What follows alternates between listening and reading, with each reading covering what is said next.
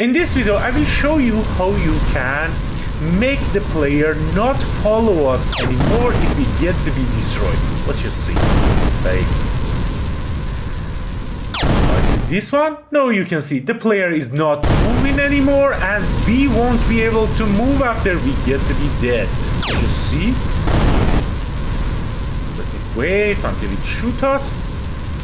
And that's it. You can see the sheep won't be following us anymore. Let's see how we can do that. For fixing that, go to BP player, and in here I want to create a variable for when our player can move or not. So in here, create a variable, call it can move, and the type of it we want it to be a boolean, right?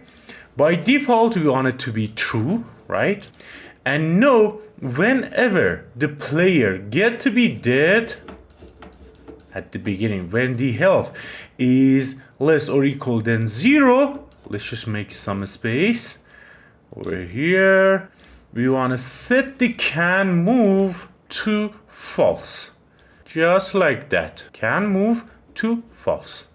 Now wherever we can move or shoot, we want to tell it you're not allowed to do that, right? So for example, in here, in engine manager and all of these, what we want to do, we want to check can move. So in here, we check the can move with a branch, right? And if can move is true, we can move. So connect the trigger to here and true to here. Now we want to do it for this timeline for stopping our player as well. So go down in here, on each update we want to check it. Control V to paste it over here like this. If can move is true, we want to stop, right? So final movement speed, we want it to go to 0, right? But if can move was false, in that case we want to stop this timeline completely. With double clicking in here, we can create some reroute node, so it will look much better with double click, right?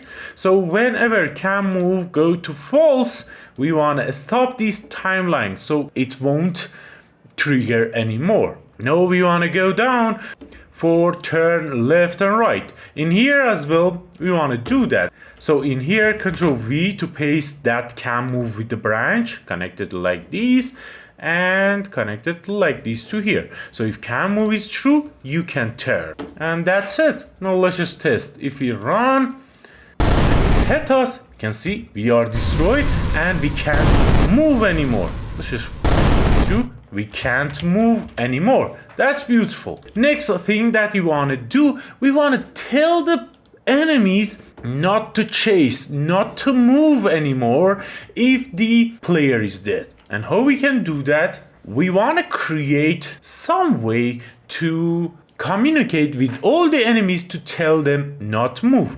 And how we can do that? There is an event dispatcher for that. So in here, click in here and add the event dispatcher. I want to call it game over, right? So if the player is dead, the game over event will happen, right? So in here, after we say can move to false, we want to get this game over event dispatcher and call it, right? Just like that. We call it, and in the enemy, we can get this event, right? So we call the game over event, and in our enemy, we can get it. So let's just go to enemies and open up enemy base. So in our enemy base, we want to bind or connect to that event dispatcher so we can get the event game over. And how we can do that? In the begin play, we want to add another pin. Let me make some space like this, bring it to the right a little bit and select all of them again and bring it up so we have lots of space for our begin play, right? We don't need this actor begin overlap, we can just delete it. Now in here with then tree, first we want to check if the BP player is valid or not. So we get it like this and we can just right click on it and convert it to validate get to make sure it is valid and player existed, right? So connect the then tree to here.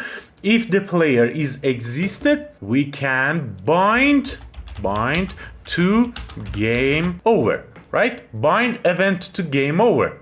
So what these will do, we can create a custom event and connect it to this event, custom event, and we can call it game over, right? So whenever the game over call is happening in our BP player, now this custom event will happen, and in there we can set the can follow, set it to false, so it won't follow our player anymore, right? Next thing, we wanna deactivate these health bar. So we get the health bar, for example, we say set visibility to false, right? So it won't show the health of our player anymore. So it won't move, and the visibility of the health bar will be false if the game is over. Now let's just test that. For testing that, let's just go and collide with these. Now you can see it is destroyed and enemy is not moving anymore. Just look at it one more time. We go to this one and we go to this one as well, because we want the sheep. See it? You can see the sheep won't follow us anymore. That's it. When we stop the game, you can see there are some errors. It says attempted to access paper sprite via property paper sprite, right? If you click on first link in here, set visibility, it will open up that for us. You can see the set visibility of paper sprite is going to be true, right? But the paper sprite, it's like it's not there, so it will give us an error. Why it's happening? It's because we set this timer and it is happening during the, for example, restarting our level, and we don't want that to happen. So whenever the game over is happening, we wanna clear this timer, or whenever the enemy get to be destroyed, we wanna clear or disable this timer, right? For doing that, we need to right click in here, promote to variable, and we wanna call it invincibility timer, right? And now whenever the game is over, we wanna deactivate it, right? So just go whenever the game is over is here, so we can get our invincibility timer, get it and clear it. So search for clear and invalidate timer, that's it. And we want to do this whenever enemy get to be destroyed. For example, in here, when health is less or equal than 0 at the end before destroying, we want to disable this timer so it won't happen anymore, right? Now if we test our game, let's just run, get destroyed, and if we hit ESC, everything is okay. But if we test it one more time, happen at ESC, okay, again it's okay. Oh, wait, one more time, I'm sure there will be a problem. And again, it's okay. Let's just wait until it's restart. And now you can see there is an error again. What's happening? It's resetting our game, right? So if you go to enemy base, whenever this begin play is happening, this will give us an error. Why? Because this timer is not going away. It's like a bug in Unreal Engine, and for fixing that, this paper sprite is giving us a problem. We can right click on it, change it to validate get, and connect it like this. If it is valid, it can do that, right? That's it. You can fix lots of problem with this validate get to validate if it is okay or not. Now again, let's see if I can make that problem one more time. Just like that. Hit ESC, and no, there is no problem. I will test it more than this to see if we get any error or not, but you test it as well. Beautiful.